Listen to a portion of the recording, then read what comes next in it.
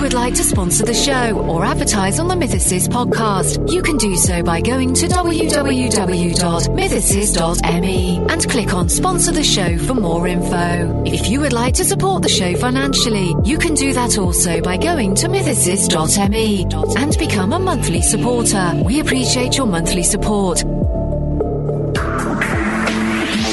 You are now listening to the Mythicist podcast, your portal to the paranormal, streaming live at mythicist.me, your hub for all things spiritual, esoteric and paranormal. And now, your host, Truth Seeker.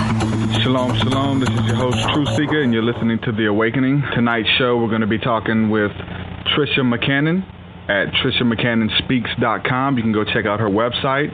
Tricia is a renowned American clairvoyant, historian, author, and teacher who has traveled the world in search of answers to the greatest mysteries of the ages. As a dedicated researcher and mystical symbologist in many ancient paths of wisdom, she is known as the mysteries expert. She has appeared on over 150 radio and TV shows worldwide, including Unsolved Mysteries, Strange Universe, and a number of international documentaries. Ms. McCannon is also the author of the acclaimed book, Dialogues with the Angels, and Jesus, the Explosive Story of the 30 Lost Years in the Ancient Mystery Religions. And that's what we want to talk to you tonight, sister. Yes, good evening, Derek. How are you? I'm great. The renowned Tricia McCannon. Glad to have you on the show. Oh, it's totally a pleasure, and I love the name of your show, The Awakening, because I think that's really where we are, is in this sort of cusp between the ages where there are a lot of people waking up out there.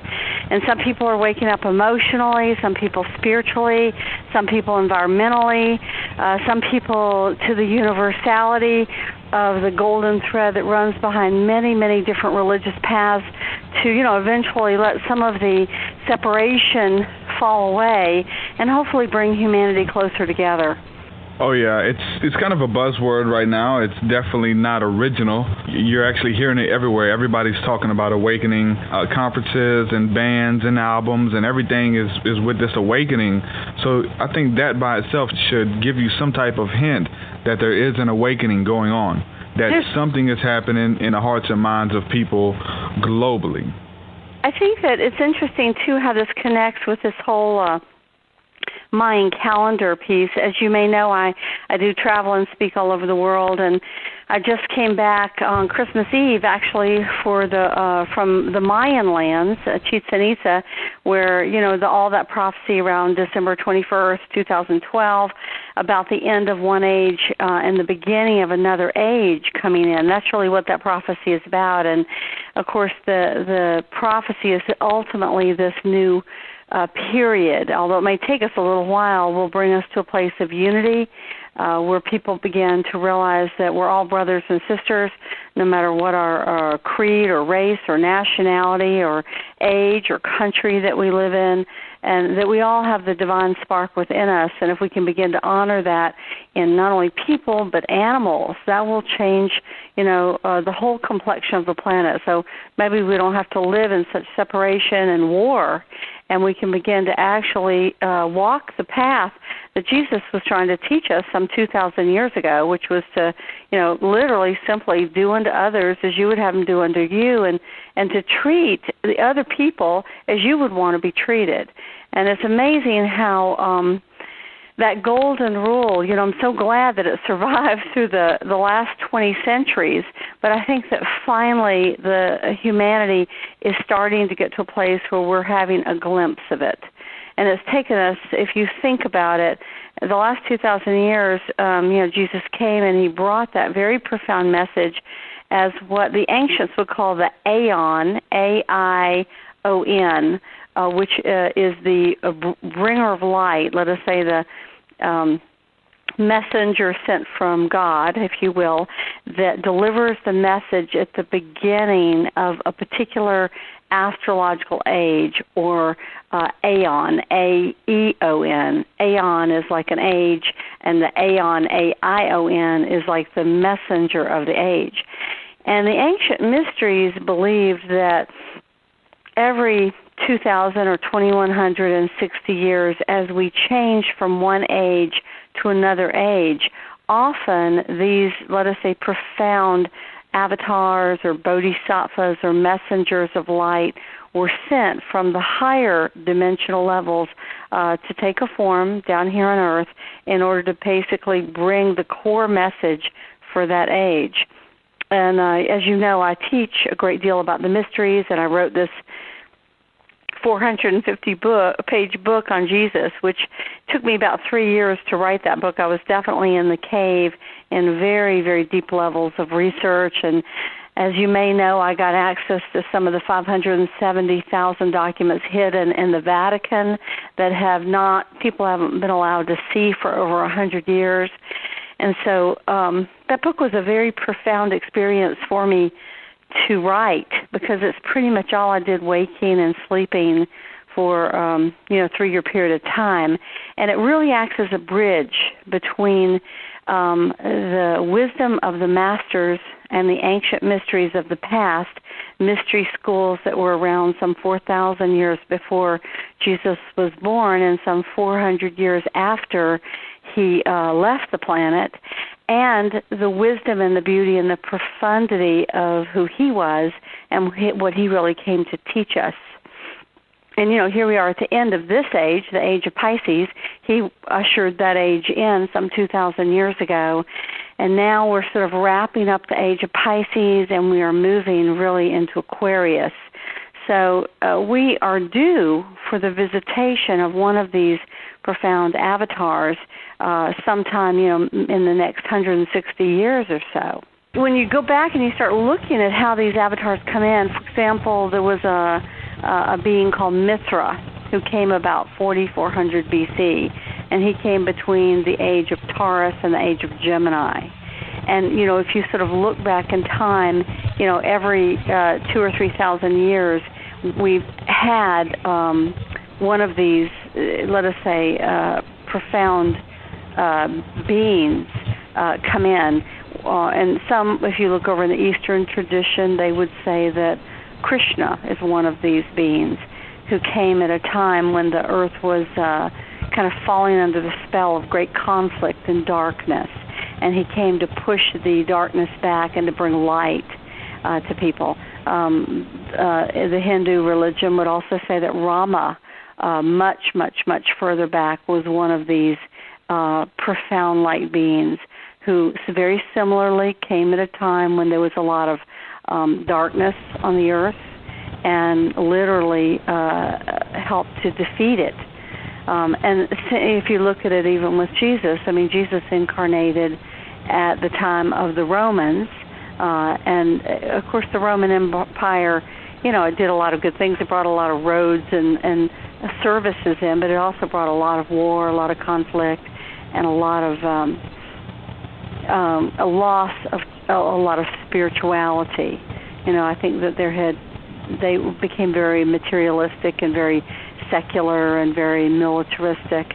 And the Jews, who I think had a great deal of wisdom and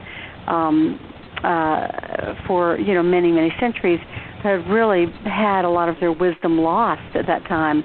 The Essenes certainly had a lot of it, but the Sadducees and the Pharisees and the Sanhedrin councils that were ruling Judea at that time, they had really lost it. So Jesus came again at a time when there was a lot of darkness on the planet trying to control the minds of men, and instead of defeating it with war or war and battle, because that kind of only lasts so long, he tried to really defeat it with enlightenment and messages that even today we're still pondering the wisdom of. Messages really of love and forgiveness.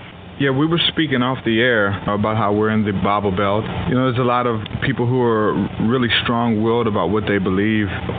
So it's kind of a touchy subject when you bring up the name Jesus and something that they've never heard of in church, something that their pastor has never said. Or have you encountered any hostility, any negative emails or anything in that light about talking about Jesus with different ideas than traditional Christianity? Let me kind of address my background a little bit for our listeners. my dad was Baptist and my mom was Methodist, and we attended both of those churches when I was a kid, but a lot of the politics in the churches that we happened to belong to didn't really seem like people were walking their talk. They could talk Christianity, but they really were very judgmental and very separatist, and seemed like instead of sort of embracing other people and other Christians, they were sort of looking for ways to judge them or criticize them. So, we sort of hunted around. We went to a Presbyterian church for a while and eventually found a wonderful little Episcopalian church. So when I was about 12, and I was confirmed there when I was 13 years old, and so I was raised in a pretty traditional Christian family. And then, as an adult, I have two sisters. My older sister married a preacher, and they're very, very traditional, straight Christians. And I think they're very good people, but unfortunately, similar to the Baptist and Methodist group that we happen to have encountered when I was young, they don't realize that they have sort of embraced the letter of the law rather than the spirit. So they tend to be very judgmental and separatist, even though I think that they're fundamentally very good people and they try hard to be moral.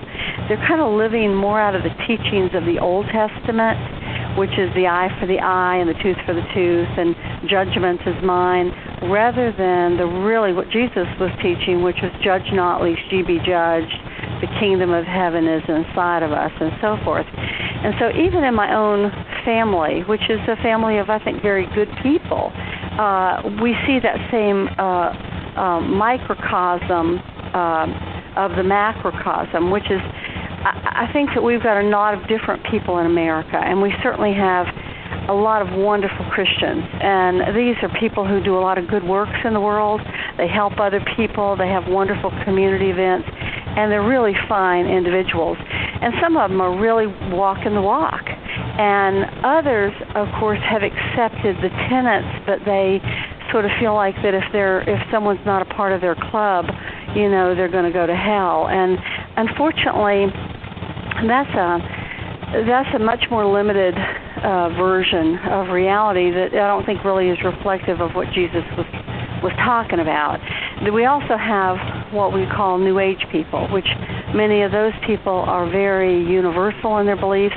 Most of them are Christian. They're just sort of the expanded version of Christian, where they might also honor the golden thread of wisdom and other traditions, as long as it's a thread of teaching that teaches the power of the heart and the power of love. And then you have people that are kind of straddling the fence in between. And then you also have people that are just sort of feel like they've had religion rammed down their throat and seen the hypocrisy, and they've thrown the baby out with the bathwater, and they've decided to become atheists, or agnostics, because they don't even want to argue about it anymore. And every one of those positions is understandable.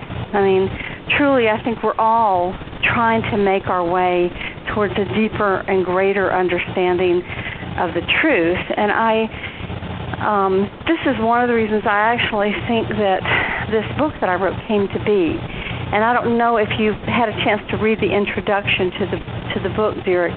Did you have you seen or read the intro to it? Yes, I have. Yes, well, and I plan on reading it. Well, as you may know, I was in the middle of writing another book altogether. I have written a book on angels called Dialogues of the Angels, because I've seen angels since I was a little girl. As you may remember, I have the gift of sight, and I've had visitations from masters and angels and other very beautiful, divine, high presences since I was little. And when I was 19, I had a group of masters appear to me and begin to teach me. And when I was about 8 years old, I grew up across from a great forest.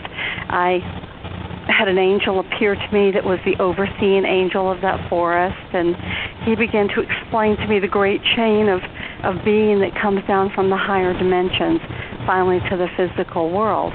So I had a lot of, let us say, very profound experiences, and I was writing my second book, which was called Decoding the Mysteries of the Ages, And the subtitle was The Secret Teachings of Jesus, Isis, Horus, and the Masters of the Far East.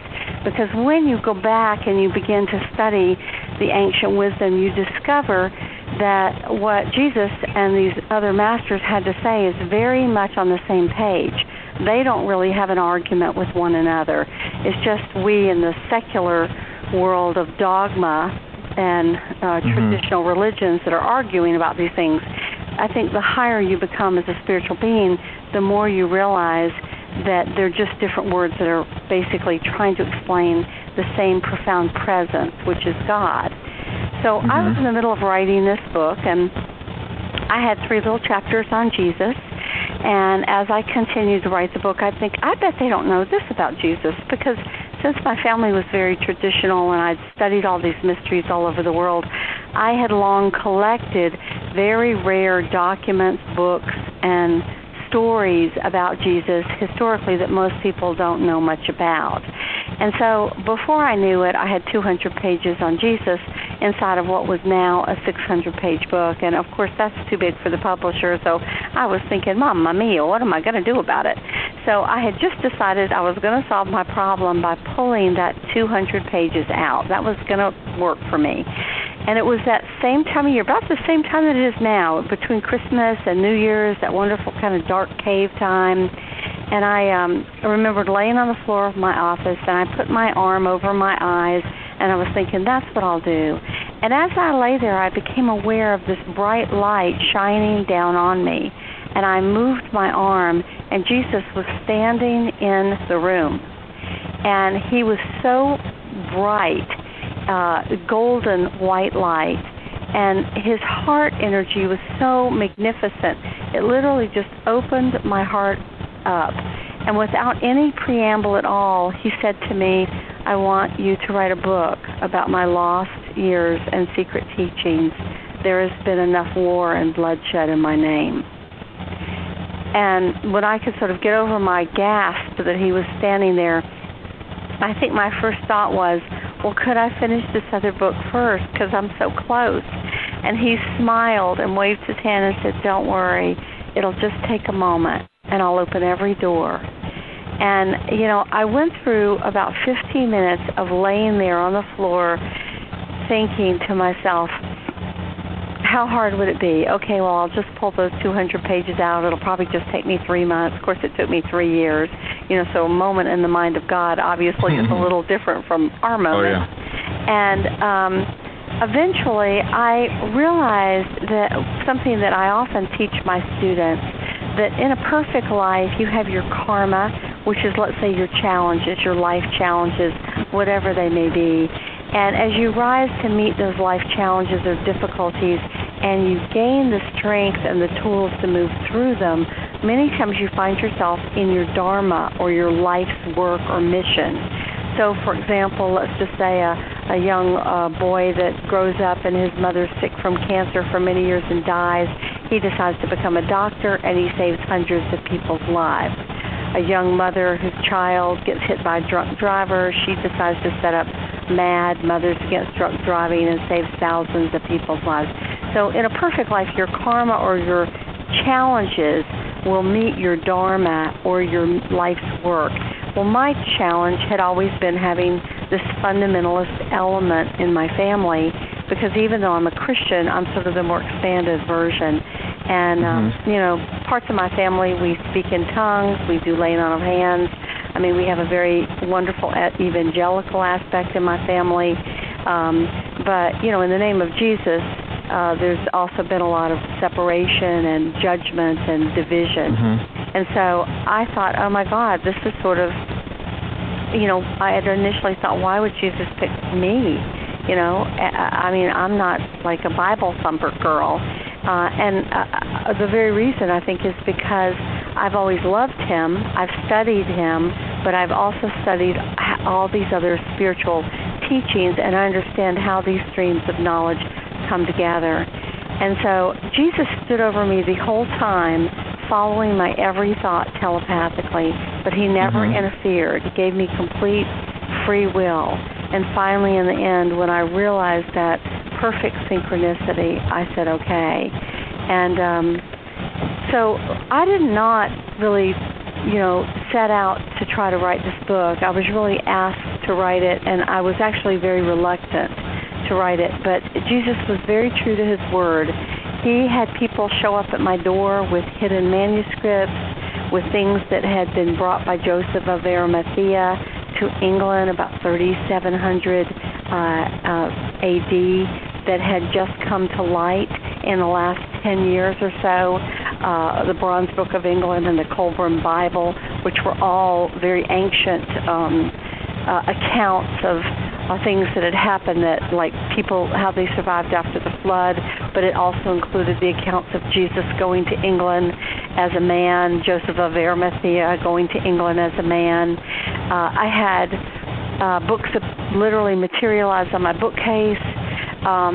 It was one miracle after another in the process of writing the book. And so these masters, in particular Jesus, who actually, one of the names he went by was Issa, which means firstborn son. This was a very powerful experience to go through. I would get up in the morning about 7 o'clock in the morning after having literally these beings visit me at night, and I would write until 7 o'clock at night, and then I'd come down and make supper and turn on the television and draw. The book has over 100 illustrations in it.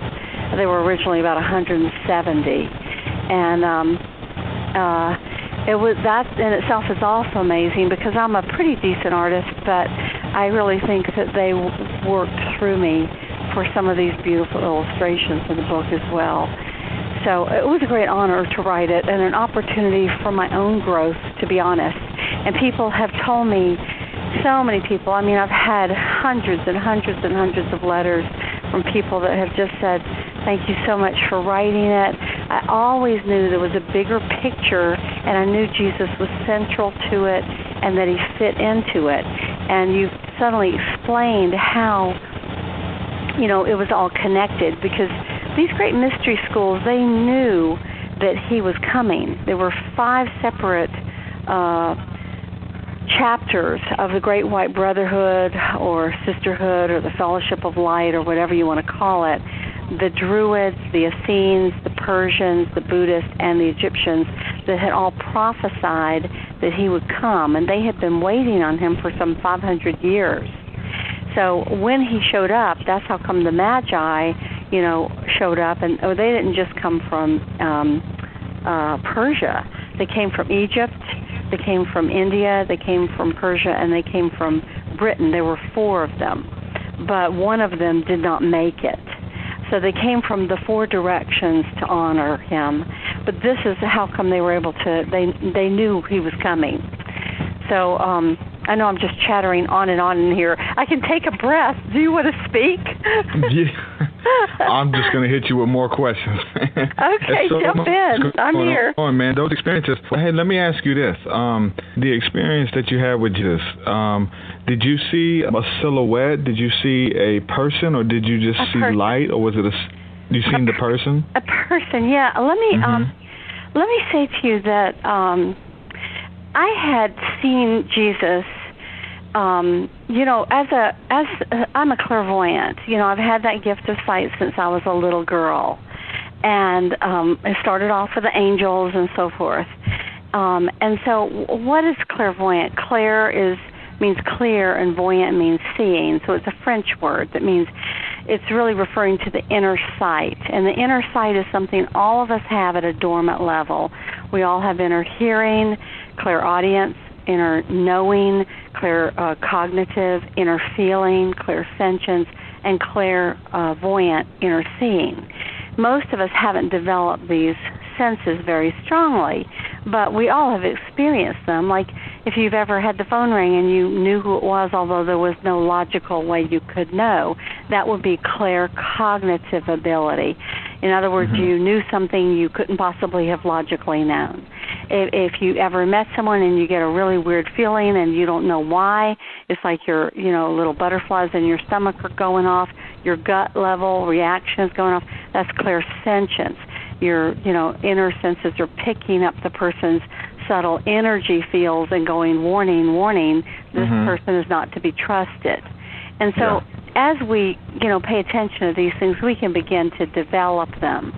And for me, as a child, when I spent a lot of time in the woods, sometimes I'd see elementals. And elementals are like the guardian angels of the plant kingdom. And they're like about 2 or 3 feet tall, and they're like translucent. It's very easy to not see them. They're multicolored. They kind of tend to blend in with the shrubberies and the trees.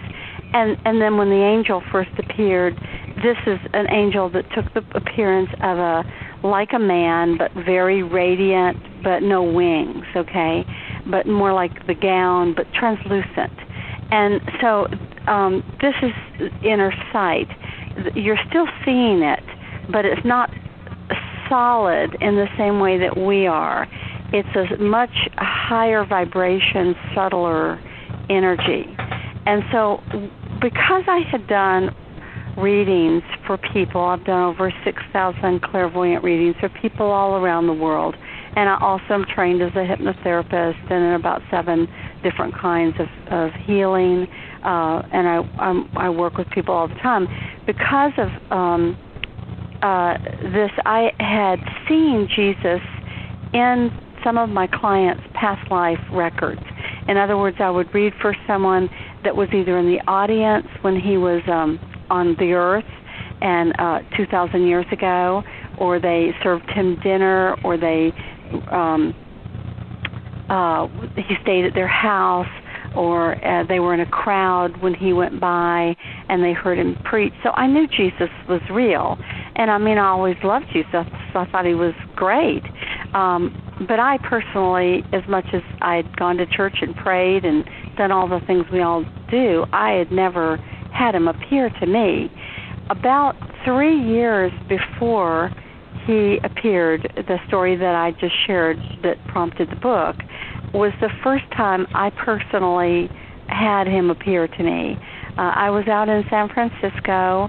I was speaking at the New Living Expo out there, and I stayed over to do readings and see clients, and these 3 lovely older women came, and I read for them, and they took me to lunch. And at lunch, we were sitting in this little bistro, and suddenly the door opened, and Jesus walked into the room. Now, nobody else saw him. He looked like a man. He had hair down to his shoulders, brownish hair with a little red, kind of a auburn red highlight, blondish, it's more brownish blonde with that auburn hair light that if the sun came through it. His eyes were like a gray blue. He was maybe 6'1". He had broad shoulders, didn't have really any, he was more ectomorphic, didn't have, wasn't like a muscular football player or anything, slender. And he walked in and he came in and sat down. Well, I was just, again, his energy is so gigantic, it opens your heart. And I'm sure I was sitting there with my mouth open, looking at him, and the women didn't seem to see him or anything. They were just chattering away about their wonderful readings. So I got up and I excused myself and went to the bathroom, which was like this little one-bathroom affair, with a terrazzo floor and not just one toilet, no stall. Well, I locked the door and I went in, and Jesus was in the bathroom hovering about a foot off the floor. And I knelt down and I, began to pray. And I said, listen, I don't know what you're doing here, but, if I can help you or something, I'm happy to.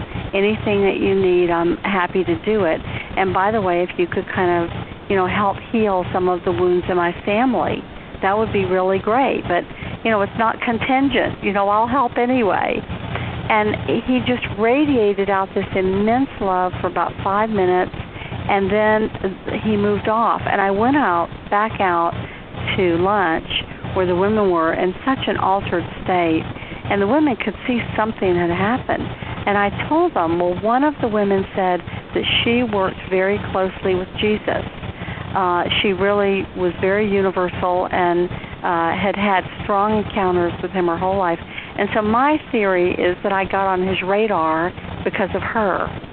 So I never knew what to make of that. And 3 years passed, and of course I had included him in the book, but, at that point he hadn't come, and then he showed up. And so I think what happened, this was my theory, is that he examined my life. He saw the good I had done for people. He saw the purity of my heart.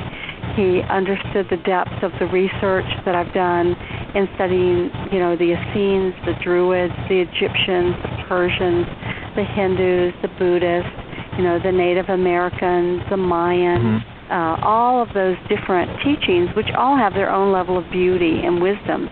And the fact that at the core, the center for me, of course, is the Christ, and he decided he had a job for me. So I think that's really how this came to pass. And it was a great honor to be asked to do it. And when you asked me if I've had any negative reactions, I probably have had 2 emails where people were very judgmental. But I've had thousands of emails where people were like, thank God, I've always known this in my heart of hearts, that there was a bigger picture. He was a key part of the whole thing, but that, it all fit together. And I think that's one of the beauties of the book. It's Tricia McCannon, and it's Jesus is the name of it, but there's a long subtitle, which is, The Explosive Story of the 30 Lost Years and the Ancient Mystery Religions. And so most people don't even know these great mystery schools existed, and they existed to teach that there is a divine presence that permeates the universe, what we call God, of course, and that the divine spark resides within each one of us. And the purpose of the mystery school was to teach enlightenment and to help individuals to not only live outwardly more moral lives, but to reach a place of a true personal connection with God, and so that they became enlightened. They awakened to who they truly are in the divine plan. And of course, this is, in the end of the day, what Jesus came to teach. I mean, in the Gospel of Thomas, he says, "He who drinks from my mouth shall become as me, a true Christ." When you begin to understand that as much as there is a lot of beauty in the teachings that are in the New Testament, a lot of really important things were taken out. And fortunately, in the last few years, the Gnostic Gospels have begun to be published. And Gospels like the Gospel of Philip, the Gospel of Thomas, the Gospel of Mary Magdalene, some of these have begun, the Gospel of Judas, they've begun to come out and to shed a greater light on something that if we had been trained in the mystery schools, we would understand that the mystery schools taught about the resurrection of the immortal spirit within, that the soul is immortal even though the body is not, and that what Jesus was playing out for us, if you will, in choosing to sacrifice himself on the cross was he was literally laying himself on the cross of matter, time and space, and saying that the soul trumps the body. Whatever the suffering of the body is, we as souls can transcend it. We are greater than the circumstances of our birth, of our dysfunctional families, of our confused society. We can rise above it. We can be literally born again to drop the ego and to be born into the world as enlightened souls. This is actually kind of what that means.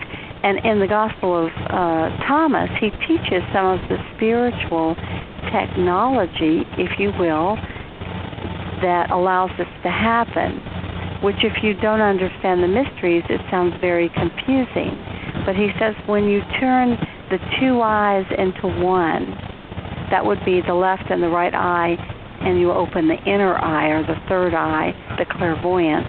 When you turn the male into the female and the female into the male, that would be the left and the right hemispheres of the brain, which are the male and the female, the intuitive feeling and the mental rational. When you turn the two eyes into one, the male into the female into the male, the inner into the outer, and the outer into the inner, then you shall see the kingdom of heaven. So he's telling us about a spiritual technology where we begin to, let us say, pull the Ida and the Pingala, which are the sympathetic and parasympathetic male and female nervous systems. We pull them from the base of the spine, just like that famous caduceus staff that, of course, is the emblem for universal healing. We pull those energies up. They cross 7 times in our chakras, which are the places where the spirit snaps into matter. And of course, we have to clear out our emotional issues that are clogging those chakras, and we bring it up to, let us say, the medulla oblongata, which is at the base of the spine, which then activates the pineal gland in the center of the head, the master gland that regulates the entire endocrine system, and that awakens the third eye, or the inner sight.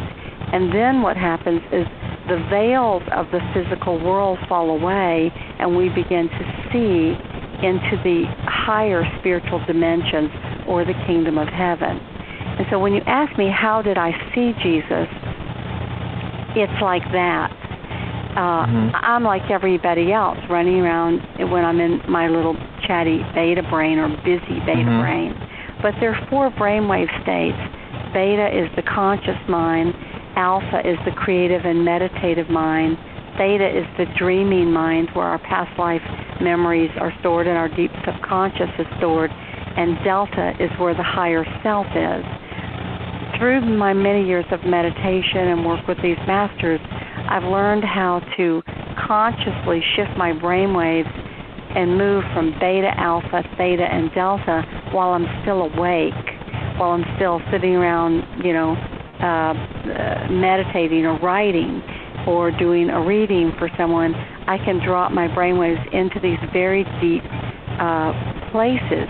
And from those places, each of us has more access to, let us say, the cosmic mind or the universal intelligence. And so because I have that ability, when a being like Jesus chooses to make himself seen, I'm able to see him. Does this all make sense to you?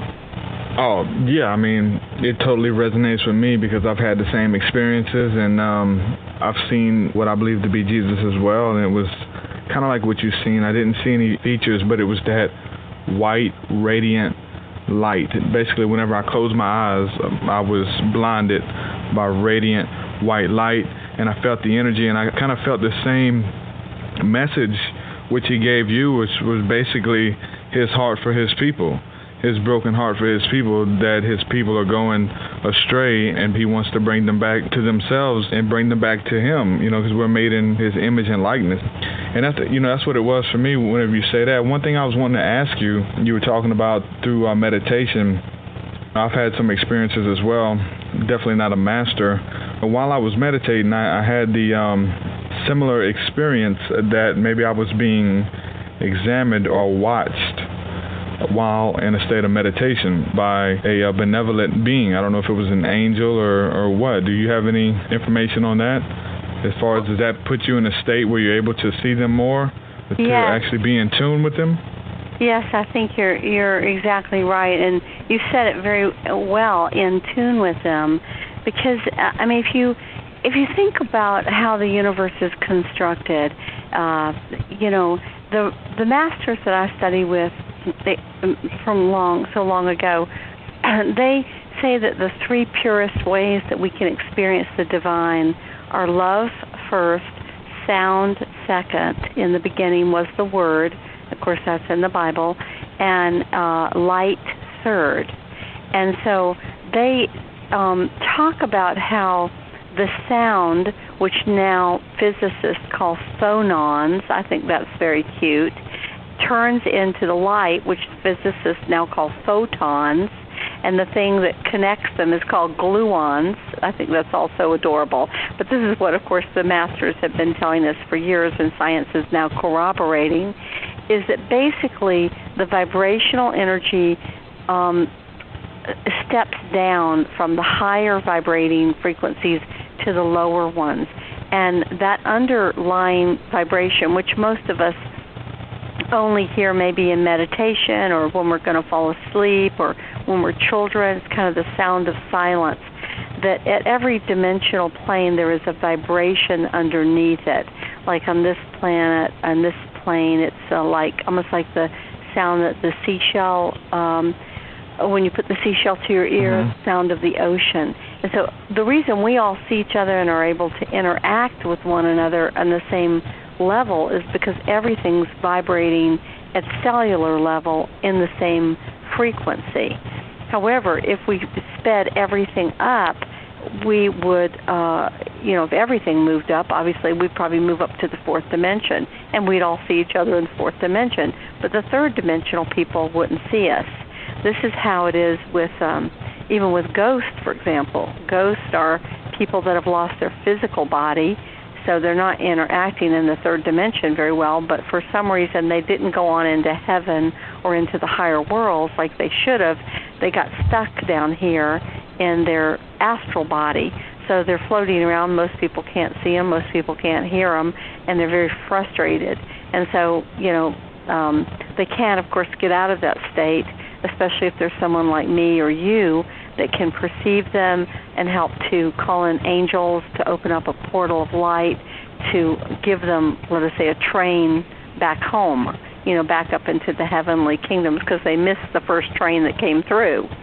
So when we begin to talk about meditation, what meditation does is we drop from our busy little beta brain into alpha, and then, of course, the longer we do it, we can even get into theta. And in alpha and theta, instead of having a really limited consciousness, we begin to expand our perceptive ability. We begin to see beings that are vibrating at a higher frequency in the fourth or the fifth dimension.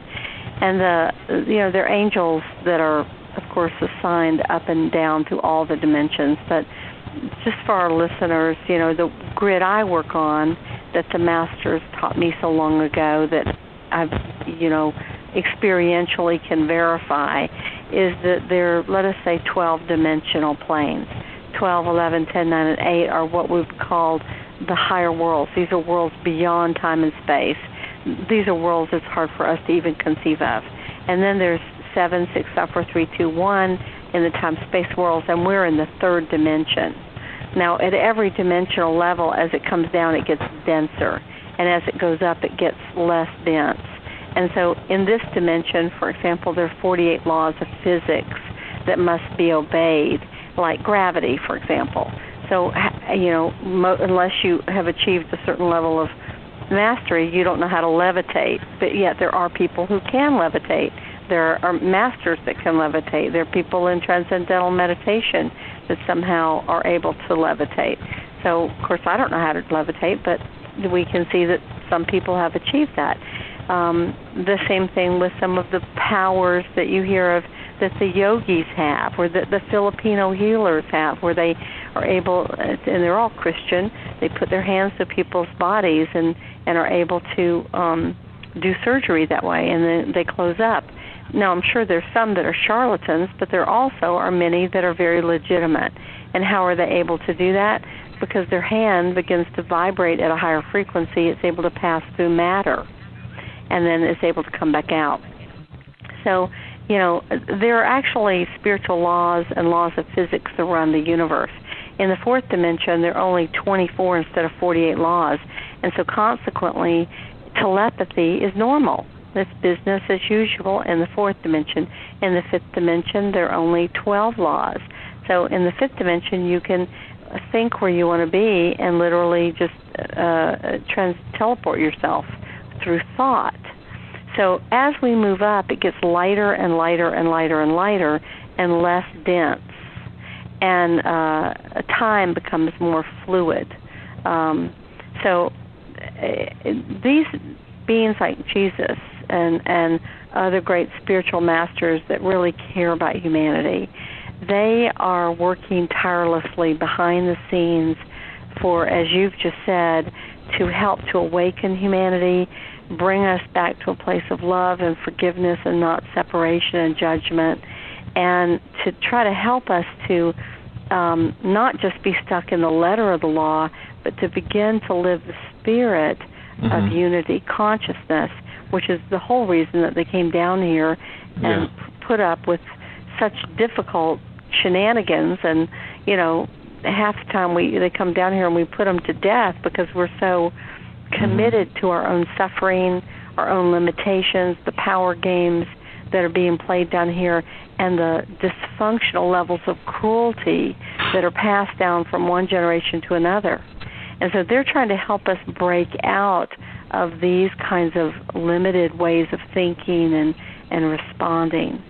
Getting back to the mystical life of Jesus, one thing I want to ask you, basically to start at his birth.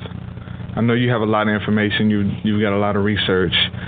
His birth concerning the three wise men, which I have pulled up here, translates to the Magi, which translates into sorcerer or magician. The three magicians who came to his birth, who seen his star in the sky. Can you tell us a little bit about that? Right. We have to really start really looking at this all in a little different way. Magi does come from the word magician. And magician, if you really write out the word, is like imagination. An eye mage. A mage is a wisdom keeper. Wise man. Yes. And so they were certainly priests, astronomers, and astrologers. Astronomy and astrology were connected with one another, astronomy being the physical study of the stars, and astrology being the study of the subtle energies or electromagnetic energy fields and how they might affect not only the cycles of time in terms of humanity's awakening or slumber, but also individuals. So, as I talk about in my book, there were specific dates that the Magi or the astrologers were looking at that were very potent possibilities for the birth of a great mystical king, not just a secular king, but a spiritual king. And the way my book is organized, it's really pretty easy. It's 5 sections. The first one is about the mysteries, just 2 chapters about that, what they were, how they taught, how they were structured, and how they encoded their wisdom in a hermetic symbolism, which is symbols like the cross is a hermetic symbol, and the dove for the Holy Spirit, and the eagle for the Great Father, and the lion for the great Lion of God, the one who has the courage and lives in the heart. So these are hermetic symbols that we know in Christianity, but they taught those symbols, but many, many more as well. So I introduced the mysteries, and then we have a section on when was Jesus really born and how this was connected with history and the wise men, and if he was born on certain days, what was the significance of the astrology, how would the Magi have interpreted it. And then, of course, we go to his time with in Egypt when he was young, and of course most of us have been taught that Egypt, we've been made to think from all of our beautiful Christmas cards that Joseph and Mary were poor and traveled on a donkey to an ignorant land, but actually Alexandria was the New York City of its day. It was incredible. I mean, everybody was there, the wise Jews, the Egyptians, the Buddhists, the Greek philosophers. It was just a place of incredible learning and philosophy and knowledge. The Library of Alexandria with 700,000 scrolls and books was there. Classrooms that seated 5,000 people, phenomenal. And that's, of course, the basis of all universities, is the Library of Alexandria. That's where universities began, was there. So that's where they went, and there's a section on that, and then a section on his time with the Essenes from age 8 to 13, and how the Essenes, most of us don't know this, taught angelology. Jesus himself taught about 14 different kinds of angels, 7 male and 7 female, and how we could begin to connect with these angelic presences. So then the third section is about his time in England when he was 7. He went with his mother and also Joseph of Arimathea, his uncle, briefly for maybe 6 months. He wintered there, and then he went back when he was about 14 and spent a year or two. But he was so advanced that they went on and sent him to India. Mm-hmm. So I have 2 chapters on India and his time there, 2 chapters on Persia and his time there, and then the last section is, of course, about the 7 years where he studied in Egypt. And, you know, in traditional Christian thought, we were told that he started his ministry at 30 and ended at 33. But that is not really right. The reason we believe that is because Luke, who did not even know Jesus, by the way, said that he appeared to be, you know, a comely man around 30 years old. Luke came along like Paul or Saul after the crucifixion. He wasn't part of the original apostles. And I'm sure Jesus did look young because of his meditating. But if you study the Gospel of John, I love that particular Gospel, there's a whole passage where Jesus is teaching some Jews, and he says, before Abraham was, I am. And the Jews say, man, are you crazy? You know, you're not yet 50. Well, you know, you might say that to a 40-year-old or a 45-year-old, but you wouldn't say that to a 30-year-old. So, in fact, this was one of the arguments among the early church fathers that said that they knew that Jesus was, you know, probably in his 40s when he died. I think he could not have started his ministry before about 37 or 38. And it probably did last 3 years. So he could have been 41 or 42 or something like that. But it was a very powerful experience finding all of these hidden historical references. And I have 7 that place him in Egypt, including documents from Herod himself and testimony from the Sanhedrin High Council, from Caiaphas, the high priest that, of course, wanted him dead. And he talks about how he had studied in Egypt. So Egypt, if you think about it, at that time, there were 3 major places where the people who wanted to really learn went.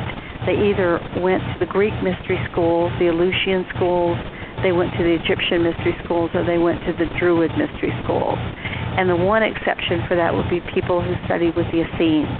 And the Essenes, of course, were wonderful, but they were largely in hiding in Qumran and some of their other spiritual centers because the Pharisees and Sadducees were so oppressive that they weren't, they sort of became the odd group. And that's actually what happened with traditional Christianity. The Catholic Church tried to minimize them. So, until the 20th century when the Dead Sea Scrolls were discovered and the Nag Hammadi text, where we realized that the Essenes were at the heart of the wisdom teachings of Judaism at that time, we did not realize that the Essenes and then the Gnostics really were probably the first true Christians. That was a big revelation. Before that, we had believed that the Gnostics were some weird knockoff group, and so Jesus was really incredibly knowledgeable. I'm sure he spoke many different languages on top of that. But anyway, it was, as you'll discover in reading the book, it's profoundly honoring to who he was. And I've had people who didn't even like Jesus, didn't know Jesus, didn't understand why anybody thought Jesus was so important, read the book and go, I love him. Because in understanding the depth and the breadth and the commitment at a soul level that he had to come and do such a completely selfless task, the love and the respect and the honor that I think anybody who, even the most skeptical, would have for him just grows exponentially. One thing I wanted to ask you was about this form of divination that was practiced by it was practiced in the Old Testament and also by the disciples. They did a form of divination, which was the casting lots. Have you looked into that at all?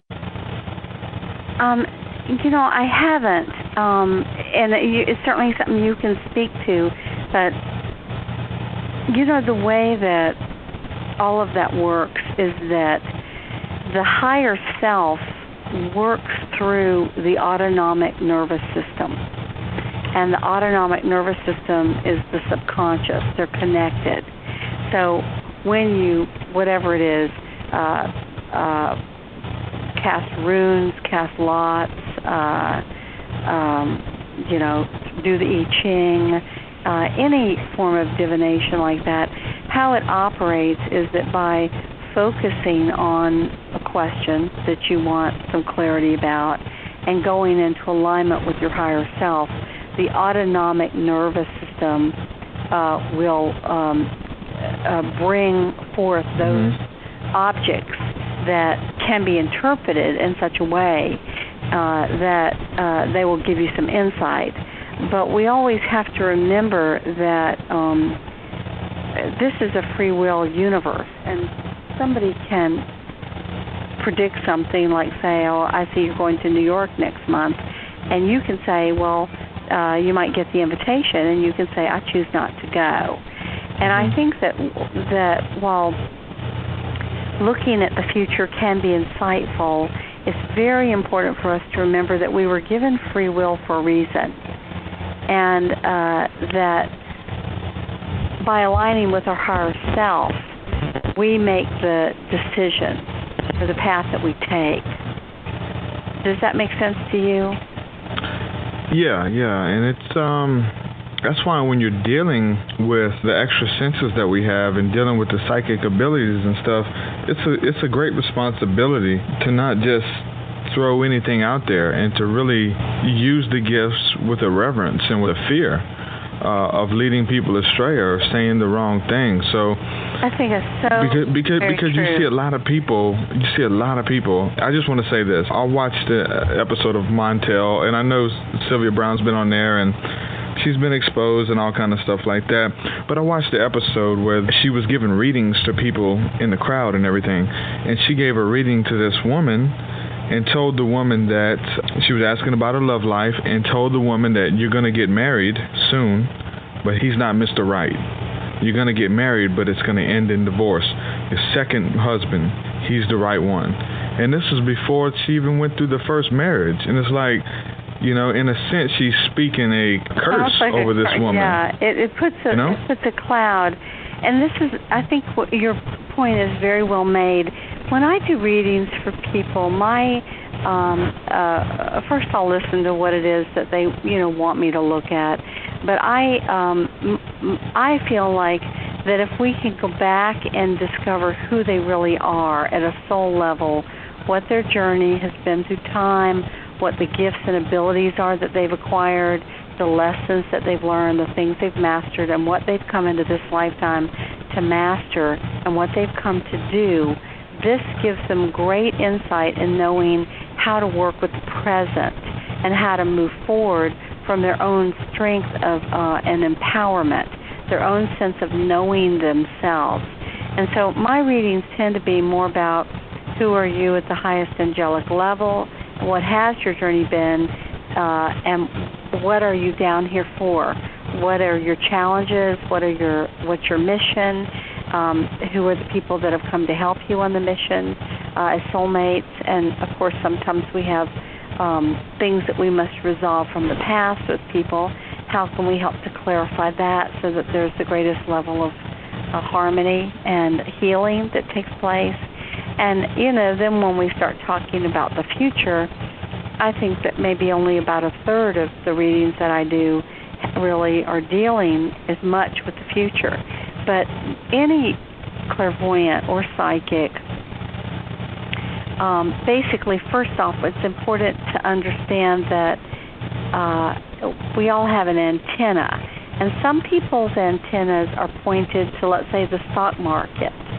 Okay, that's not where my antenna is pointed. I'm not interested in the stock market. Some people's antennas are pointed to the astral plane, where there are people who've died and passed over. And sometimes that's great. Like John Edwards has done a great deal of good for people in helping them overcome grief, realize that their loved ones are still alive on the other side, and healing hearts. That's not my specialty, although sometimes I will see someone who's visiting from the other side. My antenna is pointed to the highest angelic heavens. I really want to know, who is this person in their truest, highest form? How have they forgotten who they are, and how can I help them to remember and heal the things that are keeping them from feeling united with their joy and their own self-awareness. So this is how come I became so involved with healing. I found that over the course of doing many readings for people that there are certain things that can happen to us, traumas, loss, betrayal, death, vows that we've taken, ways in which we've taken oaths or bound ourselves or given our power away to others in the past. And sometimes we haven't managed to get it back. Even though we died in that lifetime and we've come back in another, we're still compromised. So a lot of my work has been about helping people to become re-empowered so that they can make wise decisions that serve them now.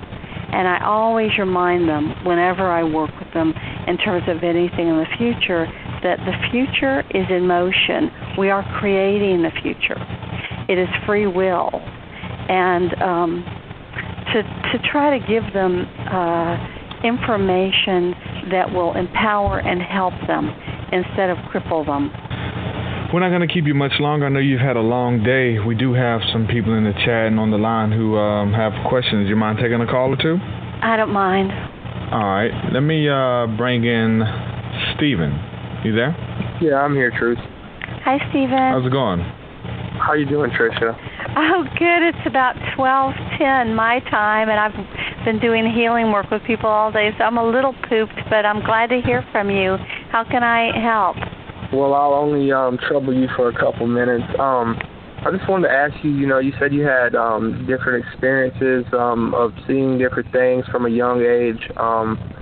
I actually, from a young age, around 8 or 9, experienced something in the sky, like a really bright. It was almost like time stopped when I saw it, and there was a person beside me, and as I went to point at it, and it's like as soon as I moved my arm, it like shot down behind the trees really fast. Well, I kind of like never really thought about it after this experience. It was kind of just something crazy that I saw. And about 3 years ago, my grandfather passed away. He was a preacher for like 50 years, and I had like a very spiritual and emotional thing happen to me that totally pulled like a 180 in my life.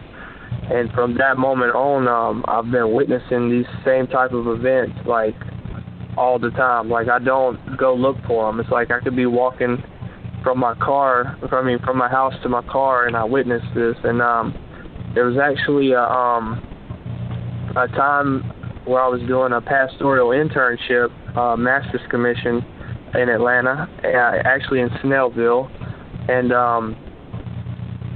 I was in a meditative state, laying in my bed, and for a split second, I believed that I like asked myself, I like always have believed that it was my grandfather in some way, shape, or form, and for a split second, I said, nah, it's not my grandfather. And then I quickly thought, you know what?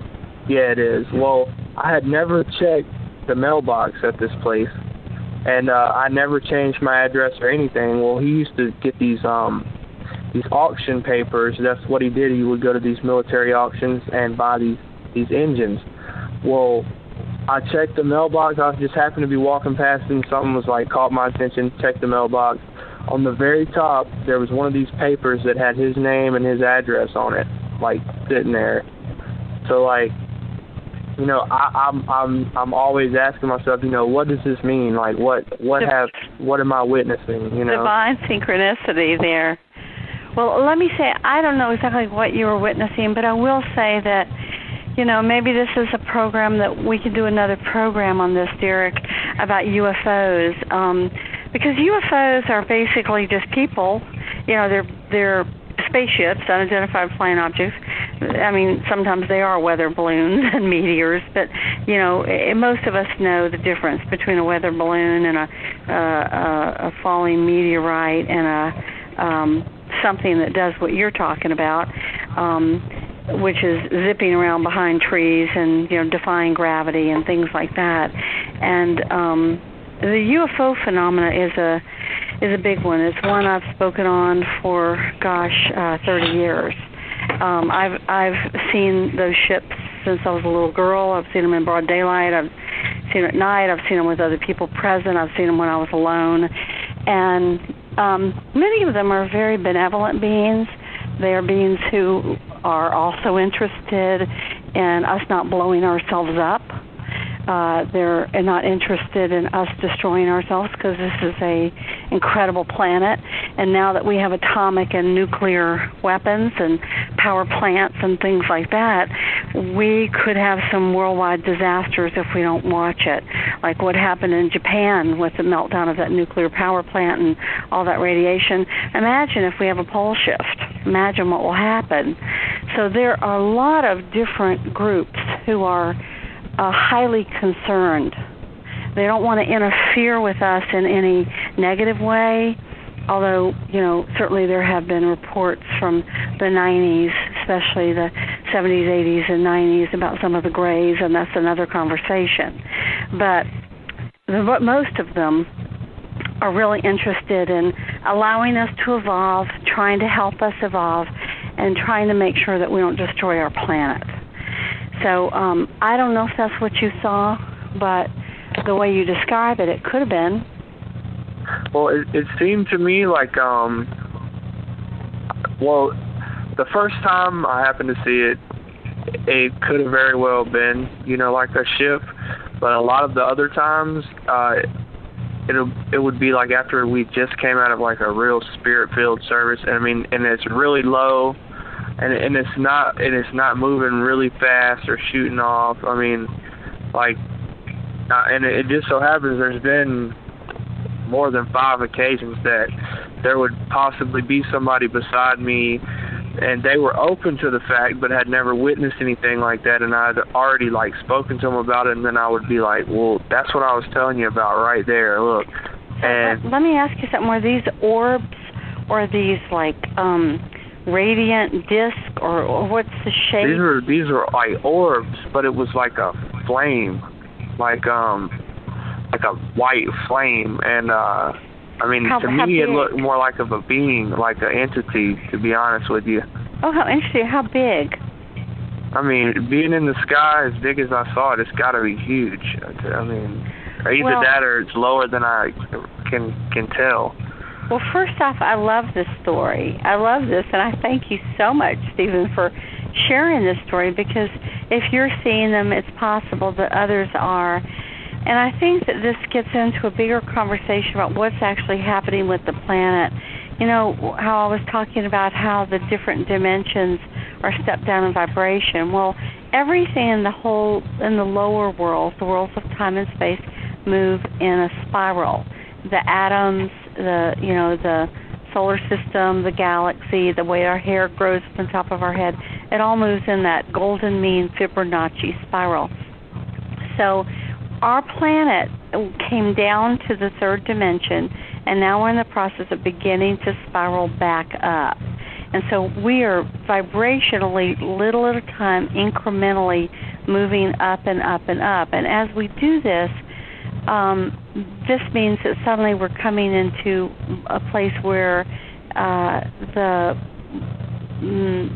veils between the worlds become thinner. For example, when we talk about the fairies and the little people, well, most people don't see them now, but certainly there was a time on the planet where they were a lot more visible. And then our world fell into a deeper level of density where we couldn't perceive them. Now, in the last, couple of decades, we've begun to slowly begin to shift back up. And I know many people who have actually seen these little beings that are like, 2 feet, like 6 inches high with wings and so forth and so on. And, are they just all delusional? Well, they don't even know each other, and they all have different stories. So as the veils become thin, we begin to perceive that humans are not the only intelligent life force on the planet. There are other beings that live here. They just vibrate at a little higher frequency. When you get to angels, angels are on assignment through all of the dimensions. So whether you saw really an angelic being, and angels can appear in any form, they don't just look human. At the higher levels, they're moving geometries of frequency and light. And as they come down, sometimes they'll still appear that way if you can perceive them. But because we're seeing through our filters, a lot of times they'll accommodate us to appear human for us. Yeah. And on that same note, I've also witnessed a lot of, on the darker side of things, huge dark beings. You wake up with something on top of you and you can't breathe, you're scared to death. I've witnessed things on the bad side of things too, and I guarantee you 4 out of 10 people, if there was 10 people in a room, if you tell them a story of you having a between awake and a sleep dream of something like that happening to you, that people have witnessed and done the same things, like without even knowing it. There's people around you that have witnessed what you've witnessed. They just are too scared to talk about it because they're scared that they'll be called crazy or, Well, I love that you said that. I've found that same thing to be true. And let me just again try to put some perspective on this. In the lower worlds, there is always contrast. There's dark and there's light, okay? But when we come down in the 6th and 7th, there's no, let us say, evil. In the 5th dimension, where the soul acquires an ego, it can choose to follow the path of love or follow the path of power. And the souls that follow the path of power many times get caught in the power, and they fall away from love because they become invested in the ego. And in order to love, you have to surrender the ego. Now, ultimately, God is both love and power. So we all have to ultimately choose love and choose power, but in the right balance. If you pick power without love, you become a tyrant. If you pick love without power, you become a doormat. But always the path of love, eventually it'll bring you around to where it has to do with empowerment. But having said that, there are beings of light and dark in the 5th, the 4th, and the 3rd dimension. In the 5th, the masters of light and darkness stay pretty separate from one another. And the dark ones try to, deal with seduction because they have to honor a certain level of free will. So they try to seduce. The light ones basically have to honor free will, and so they respond to invitation, which is why, when you begin to work with the higher light beings, the first order of business is always to set your energy field. I always do a prayer where I'll say, so at this time and in this moment, we call in the energy of the Christ consciousness, and I imagine it coming from the sun like a column over me. And I ground it around me in 360 directions at all dimensional levels. I ground it down into the earth. as a protection. And you can call in whoever you would like, Buddha, Mother Mary, Jesus, whoever you would like, but it's the Christ energy field. So the first order is always protecting yourself. And then you can say, I invite in my angels and my masters or guides, the highest level beings that radiate or resonate with the Christ field. Because all the higher beings resonate with the Christ field. They know what that's about. The dark energies can't stand that field. They're going to leave. So the first order is to set your own field and then, invite your tea party in. When you have beings like yourself who are sensitive, you're like a tasty morsel. The dark would like, before you are wise enough or strong enough or educated or find somebody like me that can teach you these techniques, they're going to try to come in and seduce you. And usually this happens for people around puberty, 12, 13, 14, 15, because the hormones make them a little crazy and out of balance. So it opens up certain energetic gateways that the dark thinks, if I have a prayer of getting this person who could do so much good in the world as a light worker, this is my window of time before they know enough to get on with their mission to go in and try to scare them, seduce them, and so forth. And this is one of the challenges to me with the horror movies, because the horror movies, they're really pretty darn horrible, and they're dark side. I can't watch them personally. I can't watch them either. And the fact that teenagers are going to watch them is unfortunately really bad, because it opens up their fields for these dark energies to attempt to attach to them.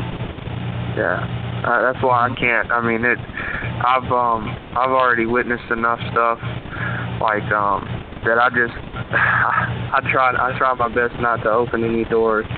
Yeah, and so it's real important, even when people begin to explore their inner gifts, always the first order of business is to call in that protection. Just imagine the sun, and the sun connected with, let's say, the great central sun, and it's all connected with that Christ energy, and just call it over you in 360 directions at all dimensional levels, and you can double spin it.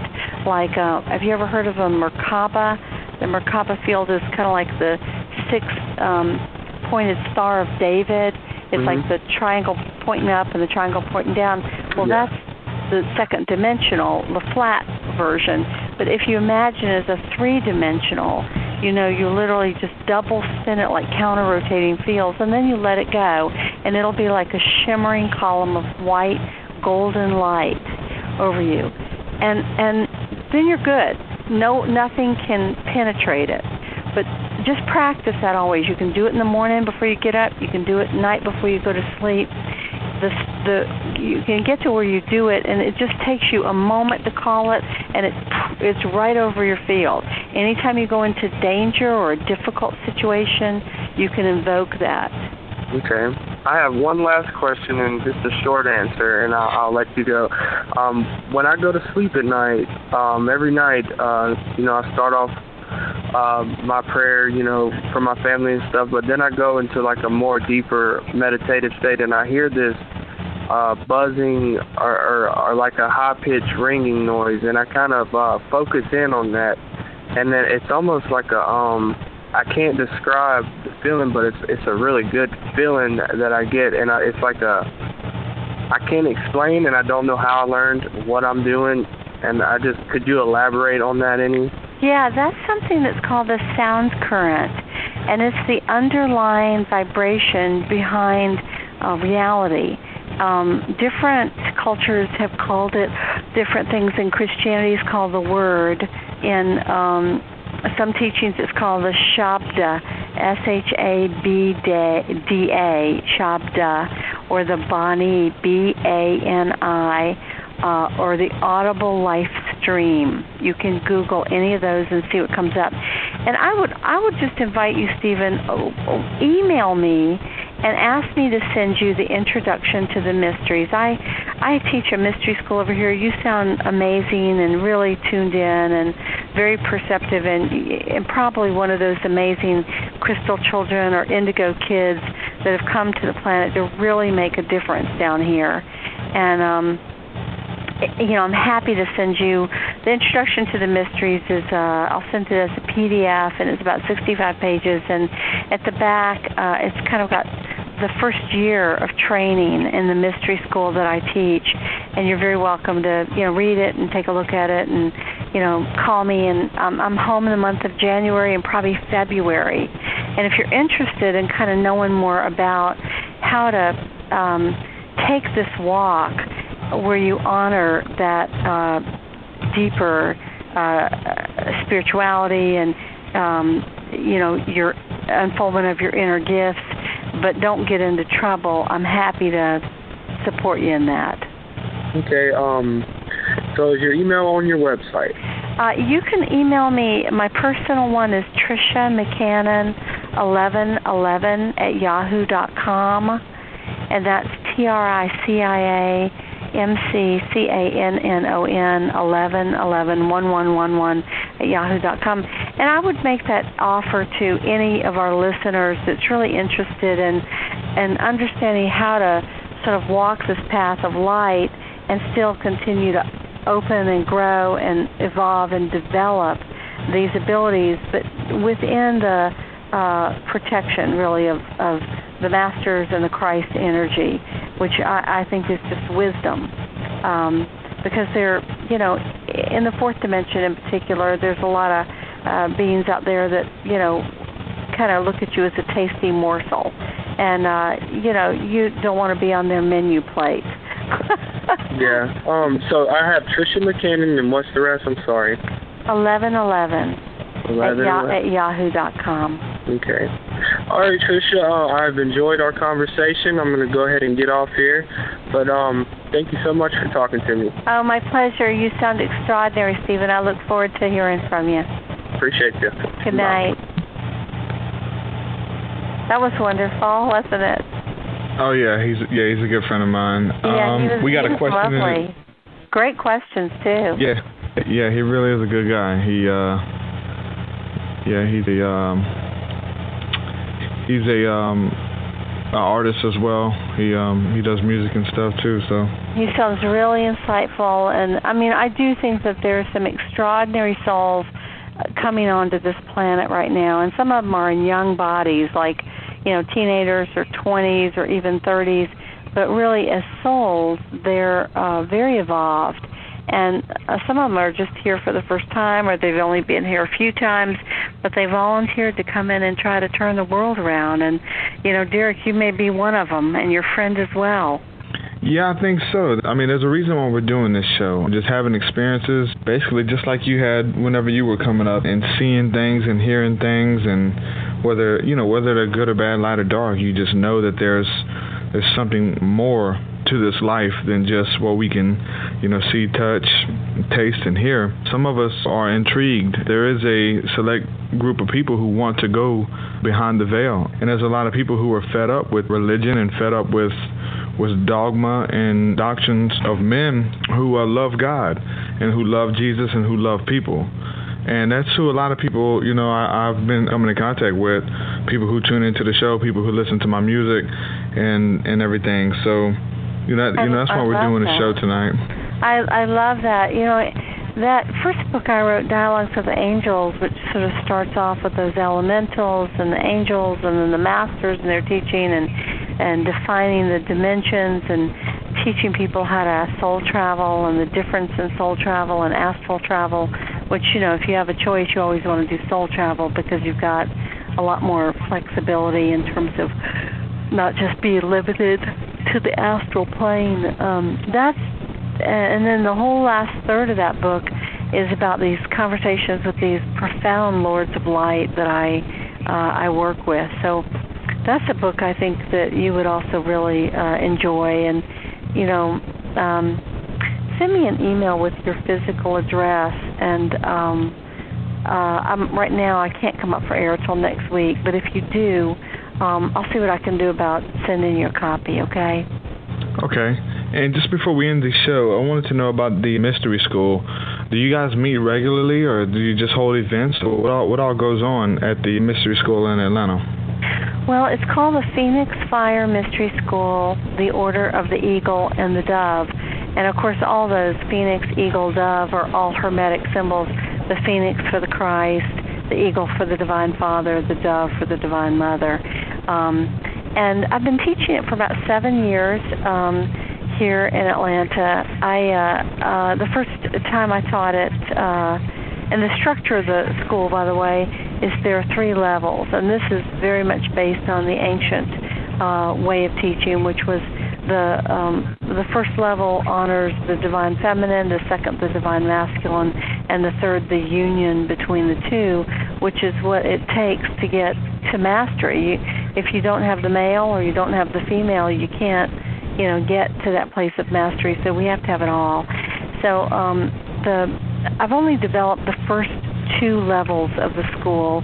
The first level is 12 weekends long, and I'm probably going to be starting a new class in February or March. So this is something we can maybe you can call and talk to me about. I'll send out a newsletter about it probably in the beginning of February. But it's 12 weekends, and if you were in Alabama, you could just come over for the weekend, which is great. I've had people from as far away as Santa Fe, Ohio, Florida, Tennessee, North Carolina, Alabama, all of that come for it.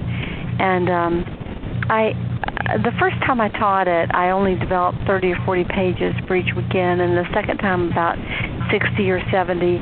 And finally, this last time that I taught it, I developed a whole series of online classes that are between 100 and 180 pages. They average about 150, and it's teachings, gorgeous images, processes, exercises, meditations,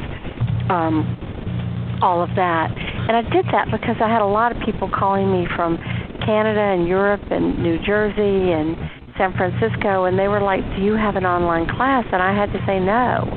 And so I'm in the process of having a new website designed. So hopefully in the next couple of months I will actually get those up online. But I've been having people, since I was on Coast to Coast last January or February, I've been having people from all over order them. So basically you would just write me and say, please send me the introduction to the mysteries. I'd send that to you. And then it's got an overview of all 12 classes in the back. And if you decide that you want to study, you can certainly study at a distance. You're so close, however, when I do decide to begin to teach in person again, if you wanted to, we'd be thrilled to have you or your friend Stephen. Well, I have to say I've loved doing your show. And next time we'll do it for the whole 2 hours. We just have to do it when I don't have questions. I have people who fly in from all around the world to work with me, and where I can do readings on the phone with the clearing work, I actually have to have the person's physical body. So I have a really wonderful client in from Texas that'll leave tomorrow night. So I know you've been running all day, so we definitely appreciate you for coming on the show. I know you've been running, and I actually just got in the house right before we punched you in, so I've been going all day too, working. Oh, great. But, I'm glad you still got a chance to do it. So. Well, maybe next week, when my clients left, we can have a chance to talk off the air, and I'd be happy to do another show and do the full 2 hours. We just kind of have to time it where we're both, a little less pushed for our crazy time. Certain days. Well, I appreciate you calling in. There's somebody in the chat room, Michael 008. He's asking if we have any suggestions about how to let anger go. Somebody replied and said to forgive. That's the best way, I would say.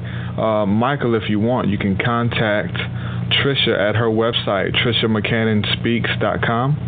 And you can also contact me on Facebook. Anybody listening who needs prayer or needs just somebody to talk to, hit me up on Facebook, facebook.com/TruthSeeker, Truth, SEEKAH. And I'd love to pray with you guys and give you guys some insight if you need it. So definitely hit us up. Thanks again, Tricia, for coming on. We're definitely going to have you back.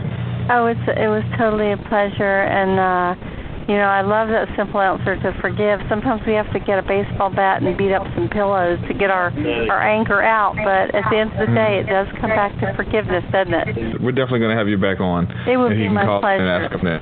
It would be my pleasure. Thank you so much, Derek, and good night and Happy New Year to you. All right, you too. Bye. Appreciate you calling. Bye. All right, shalom. If you would like to sponsor the show or advertise on the Mythicist podcast, you can do so by going to www.mythicist.me and click on Sponsor the Show for more info. If you would like to support the show financially, you can do that also by going to mythicist.me and become a monthly supporter. We appreciate your monthly support.